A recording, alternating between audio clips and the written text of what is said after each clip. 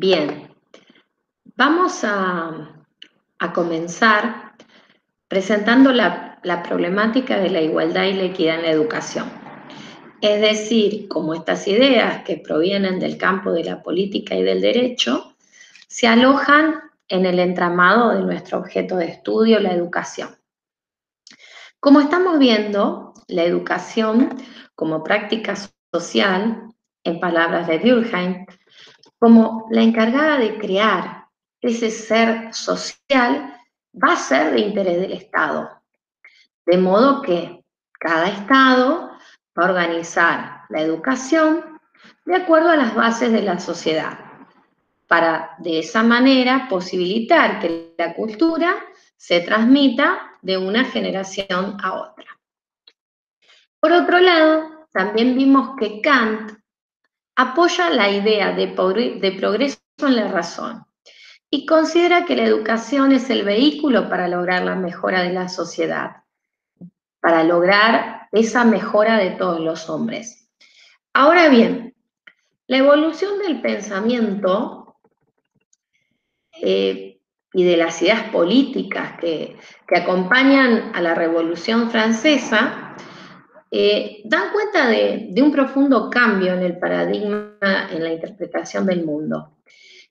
De modo que ciertas ideas, como la igualdad y la desigualdad y sus causas, por otro lado, y cómo los hombres tienen que construir sociedades más justas para lograr el progreso, van a ir apareciendo a lo largo del desarrollo de todas estos cambios, estas revoluciones, este surgimiento de los estados nacionales.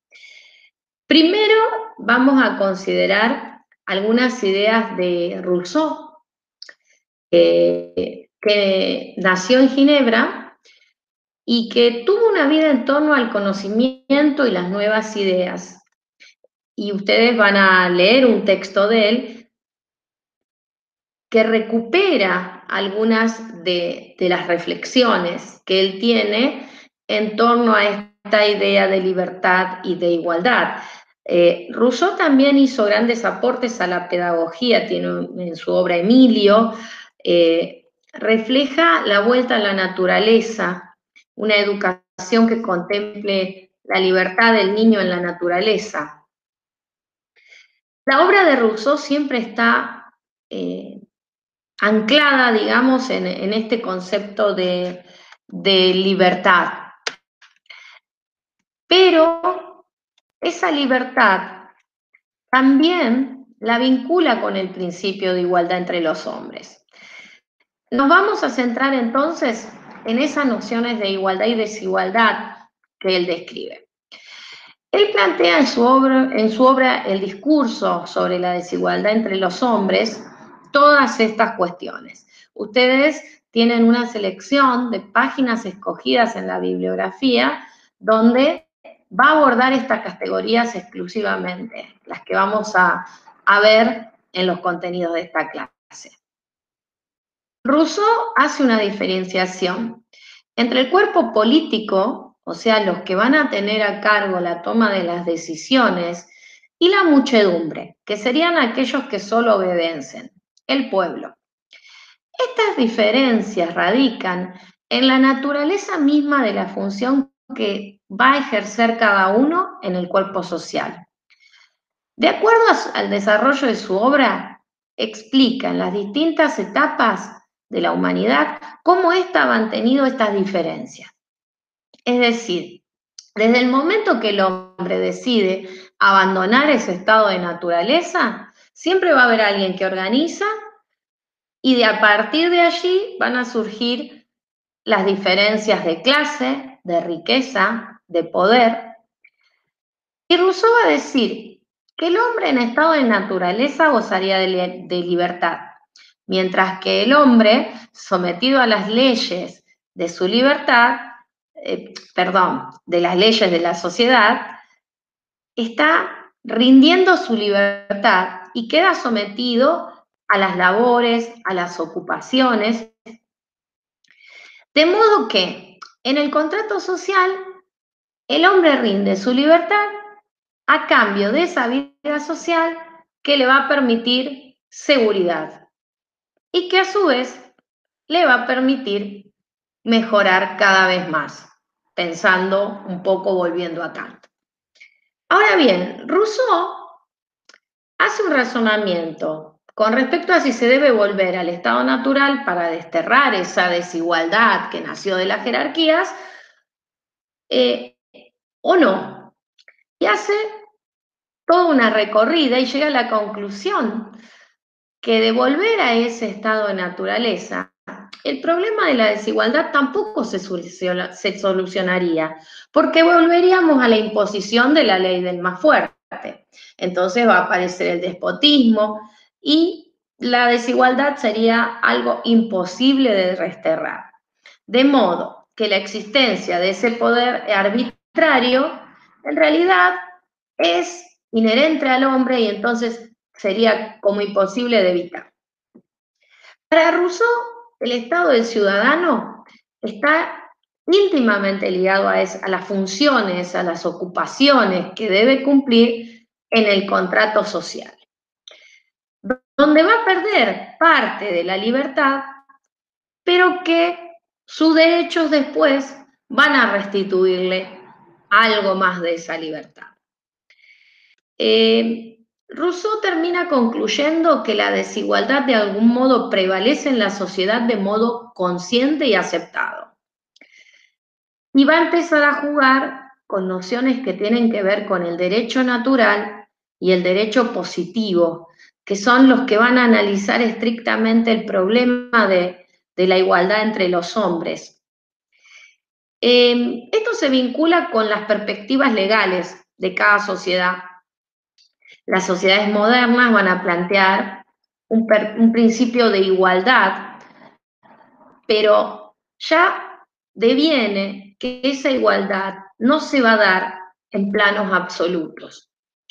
Desde el punto de vista educativo, podemos hacernos varias preguntas con respecto a esto. Por ejemplo, si enseñar lo mismo a todos fomenta el principio de igualdad, o si algunos necesitan más porque deben ejercer determinadas funciones, o si otros necesitan más porque deben compensar bases que son deficientes.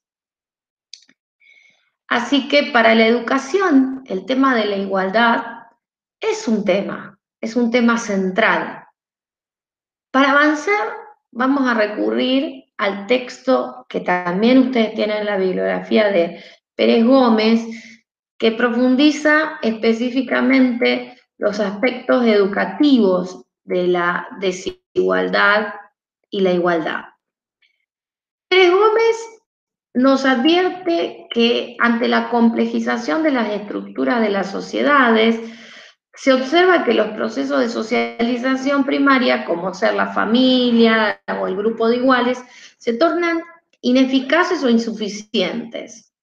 O sea que la centralidad la van a tener los medios secundarios, como la escuela, los medios de comunicación, las estructuras que son estructuras secundarias en las sociedades actuales.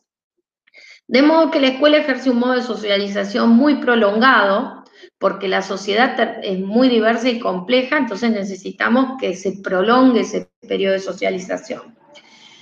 Por su carácter, la educación ya tiene una tendencia a la conservación de las estructuras, nos va a decir, garantizando una reproducción social y cultural para la supervivencia de la sociedad.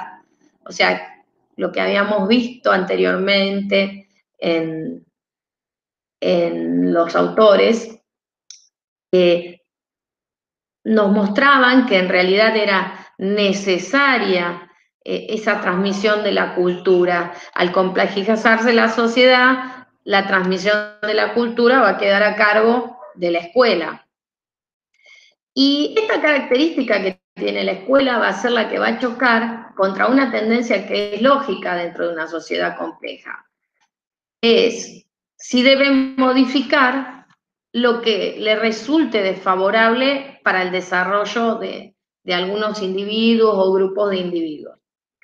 Así, por ejemplo, la preparación para el mundo del trabajo, en líneas generales, tiene que promover la igualdad de oportunidades. Pero a veces los cambios sociales y económicos, que son muy rápidos, requieren perfiles de trabajador que la escuela no alcanza a formar. Y esto también se traduce en desigualdad. Con respecto a la formación del ciudadano, van apareciendo también algunas contradicciones. La escuela forma para la vida democrática y va a promover actitudes y comportamientos para la vida civil, como la libertad de consumo, la libertad de elección, la participación política. Así que en un plano, desde el punto de vista político, todos seríamos iguales, o sea, todos tenemos los mismos derechos, pero no tenemos todos las mismas condiciones económicas y materiales. Entonces, ahí nuevamente vuelve a aparecer la desigualdad. De este modo, de acuerdo a Pérez Gómez, existe una sociedad desigual y discriminatoria, que reproduce las diferencias y le termina quitando cada vez más posibilidades a los que son desfavorecidos. Esto pasa también por los mecanismos de socialización que tiene la escuela, porque esto él dice que lo observa en la selección de los contenidos, cómo se organizan las tareas, cómo está organizada el aula, cómo se valoran las actividades, cómo se distribuyen las recompensas, los modos de participación, las relaciones sociales en general que se dan en la escuela.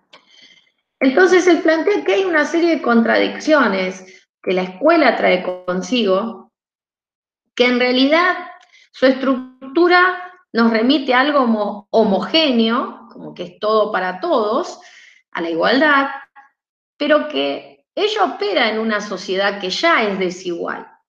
Bajo la ideología de la igualdad de oportunidades, él nos dice, se termina desarrollando un proceso lento de clasificación y exclusión, sobre todo para los que son minoría. Entonces, Pérez Gómez advierte que existe en la escuela una tensión dialéctica entre reproducción y cambio. Y nos dice que en la sociedad postindustrial deberían concretarse lo que el autor llama ejes complementarios de intervención. Organizar la función compensatoria de las desigualdades de origen y facilitar la reconstrucción del conocimiento y disposiciones que el niño asimila en la familia. Ahí nos propone un cambio de lógica, pasar de la lógica de la homogeneidad a la lógica de la diversidad. Esto implica pasar de una lógica de la igualdad a la lógica de la equidad, es decir, darle a cada uno aquello que necesita. De modo que deberían aparecer modelos flexibles y plurales que atiendan a las diferencias de origen para acomodar así el acceso a la cultura pública y acortar las distancias que en esos códigos que maneja la escuela. De este modo, la función compensatoria traduce la igualdad en equidad y construye propuestas flexibles y diversas con distintas metodologías y nuevas organizaciones. Así es que el autor nos invita a pensar en cómo serían estos modelos en torno de la equidad también. Así que con esta explicación, con este preámbulo, los invito a que puedan continuar con las tareas, con la lectura de los textos y bueno, que puedan trabajar con ellos de la mejor manera posible. Así que nos vemos en la próxima clase.